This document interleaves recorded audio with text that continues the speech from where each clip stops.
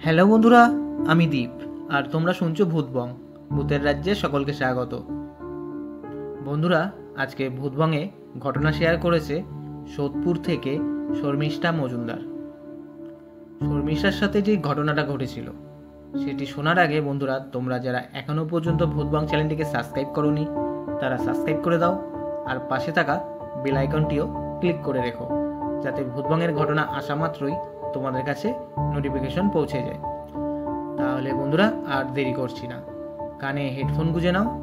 চলো আজকের ঘটনাটি শোনা যাক।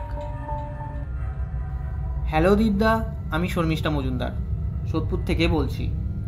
আমি একদিন মজার ছলেই ভূত দেখার জন্য মজেছিলাম, কিন্তু আমার এই মজার ছলেই ভূত দেখার এক্সপেরিমেন্ট খুবই ভুল ছিল। এটি আমার কাল হয়ে দাঁড়ায়। আজ সেই ঘটনাটি তোমার ভূতবংয়ে শেয়ার করলাম। আশা করি ঘটনাটি ভূতবংয়ের দর্শকদেরও খুবই ভয়ের লাগবে। গত বছর মহালয়ার রাতে আমার কলেজ ফ্রেন্ড রিয়ার বাড়িতে আমরা সব ফ্রেন্ডরা মিলে পিকনিক করি। রিয়ার বাড়ি ব্যারাকপুরে, আর যেই 5 জন ফ্রেন্ড পিকনিক করেছিল তাদের বাড়িও ব্যারাকপুরে। আমরা একই সাথে ব্যারাকপুরের সুরেন্দ্রনাথ কলেজে পড়ি। আমি ঠিক করি যে সেই রাতটা রিয়াদের বাড়ি কাটাবো। আর বলে রাখি, রিয়া আমার বেস্ট ফ্রেন্ড। এই প্রথমবার আমি ওদের বাড়িতে যাই। বিকেলে পৌঁছাই ওদের বাড়ি। ওদের বাড়িটা লাইনের সামনে, পুরো লাইন ঘেঁষিয়ে না, কিছুটা দূরে রেল লাইনটা পুরোপুরি দেখা যায়। ওদের বাড়িতে গিয়ে একটা অড জিনিস লক্ষ্য করি। সেটা হলো ওদের বাড়ির দোতলার ব্যালকনির বাইরে মা কালী আর রাধা গোবিন্দের ফটো লাগানো। শুধু ওদের বাড়ি না, ওদের এলাকায় যে কটা বাড়ি ছিল ওদের লাইনে, প্রতি কটা বাড়িতে। আমি ওকে বলি, কী রে, ঠাকুরের ছবি বাইরে লাগানো কেন? অ্যাকচুয়ালি এমন ঠাকুরের ছবি অনেক বাড়ির দেওয়ালে পাঁচিলে লাগানো দেখেছি। লাগানো থাকে কারণ হচ্ছে যাতে কেউ এখানে বাথরুম না করে, কিন্তু দোতলার ব্যালকনির বাইরে লাগানো কেমন খটকা লাগলো। সেটা ওকে জিজ্ঞাসা করি। ও কথাটা এড়িয়ে যায়। আমার একটু একটু সন্দেহ হয়। ওকে বারবার বলি, কিরে বল না, বাইরে লাগানো কেন? এতবার বলার পর ও শেষমেশ সেই কারণটা বলে। ও বলে, আরে লাইনের পাশে তো বাড়ি, তাই লাগিয়ে রেখেছি। আমি বলি, কেন রে, ভূত পেট অ্যাটাক করে নাকি? ও বলে, না না, ভূত পেট অ্যাটাক করে না, কিন্তু মাঝে মাঝে ওই অলৌকিক জিনিসপত্র দেখা যায়। আমি জিজ্ঞাসা করি, কি দেখা যায়? ও আমার কথা বারবার এড়িয়ে যায়, খালি বলে, ধুর বাদ দে না। ও যতবার এড়িয়ে যায় আমি ততবার ওকে খুঁচিয়ে খুঁচিয়ে ওর কথা বার করি। শেষমেশ রিয়া বিরক্ত হয়ে ব্যাপারটা খুলে বলে। ও বলে, দেখ, লাইনের মধ্যে তো অনেক সময় অ্যাক্সিডেন্ট হয়, কাটা পড়ে, তো মাঝরাত হলেই অনেক সময় সেই লাইনে কাটা আত্মাদের দেখা যায়। রিয়া আরও বলে, আমাদের ব্যালকনির পাশে যেই আম গাছটা দেখছিস, ওই গাছে অনেক সময় ওই রাত 1-2 বাজলে কান্নার আওয়াজ পাওয়া যেত। সেই আওয়াজ ছিল এক আর্তনাদের আওয়াজ। তো এমনই হতো বলে সব বাড়িতে এমন ঠাকুরের ফটো লাগানো হয়েছে। এই ফটো লাগানোর পর থেকে সেই কান্নার আওয়াজ আর পাওয়া যায় না, কিন্তু তাও মাঝে সাঝে ওই লাইনে অনেক কিছু দেখা যায়। ওর এইসব কথা শুনে ভয় লাগছিল ঠিকই, কিন্তু আমি মজা নিচ্ছিলাম। আমি বলি, ভাই আজ তবে রাত জেগে ভূত দেখব। রিয়া বলে, ধুর, ভুলভাল কথা বলিস না। যাই হোক, আমাদের পিকনিক রাত 10টা নাগাদ শেষ হয়। বাদ বাকি ফ্রেন্ডরা বাড়ি চলে যায়।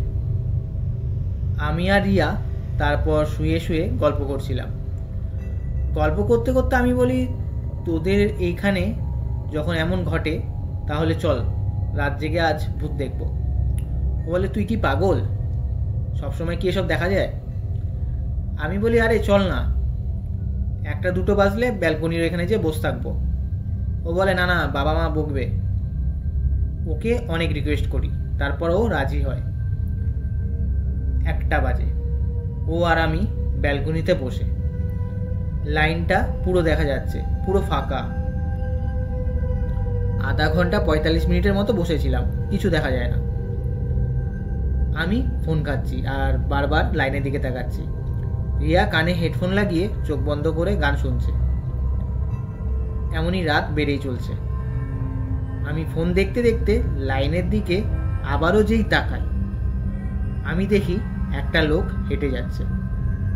লোকটার মুন্ডু নেই, গলা কাটা। হঠাৎ অমন দেখে আমি থতমত খেয়ে যাই। মুখ দিয়ে কথা বেরাচ্ছিল না। রিয়াকে ঘুষি মারছি আর ফিসফিস করে বলছি, ভাই ওই দেখ।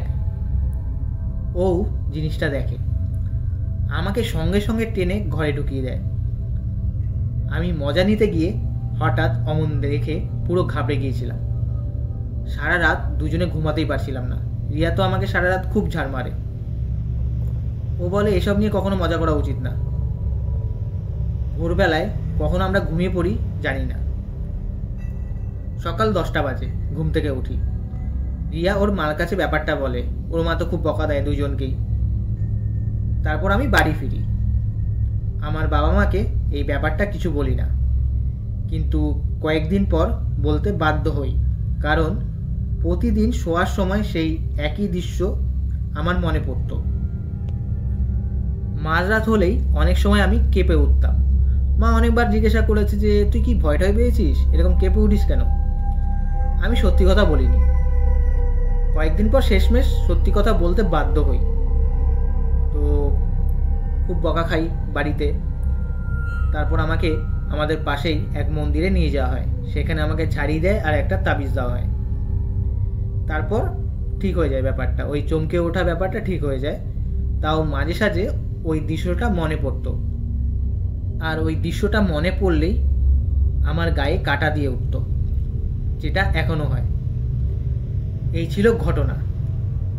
মজার ছলে এমন জিনিস দেখে আমি সত্যিই ঘাবড়ে গিয়েছিলাম। আমি এই ঘটনার পরিপ্রেক্ষিতে এটাই বলবো যে যারা, আমি নিজেও ভূতপ্রেত বিশ্বাস করতাম না, তো যারা ভূতপ্রেত বিশ্বাস করো না, ভূতপ্রেত গুজব বলে যারা মনে করো, তারা তোমাদের ভাবনাতেই স্ট্যান্ড থাকো। তোমাদের এটা বিশ্বাস করতে লাগবে না, মানে ভূতপ্রেত আছে।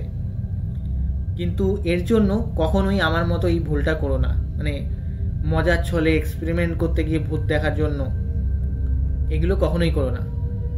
সত্যি সত্যি যখন দেখে ফেলবে না, মানে যারা হার্টের পেশেন্ট তারা তো সঙ্গে সঙ্গে হার্ট অ্যাটাক হয়ে মারা যাবে, যেটা আমি দেখেছিলাম। আমি নিজে পুরো থতমত খেয়ে গেছিলাম। তো দীপদা, এই ছিল ঘটনাটা যদি তুমি ভূতবাঙে পড়ে শোনাও তাহলে খুব খুশি হব। তাহলে বন্ধুরা, আজকের এই ঘটনাটা কেমন লাগলো অবশ্যই কমেন্ট করে জানিও, আর লাইক করে দিও। আর তোমাদের সাথেও যদি এরকম কোনো ঘটনা ঘটে থাকে তো আমাদের ভূতবংয়ের ইমেল আইডি bhutbong@gmail.com অবশ্যই তোমাদের ঘটনাটি পাঠিয়ে দিও। আর আমার ফেসবুক প্রোফাইল, সেখানেও তোমরা এই ঘটনা পাঠাতে পারো। তো ডেসক্রিপশনে আমাদের চ্যানেলের আমার ফেসবুক অ্যাকাউন্ট আর এই ইমেল আইডিটা আছে, তো এখান থেকেও দেখে নিতে পারো। তাহলে বন্ধুরা, আজকের জন্য এটুকুই। Tata, by.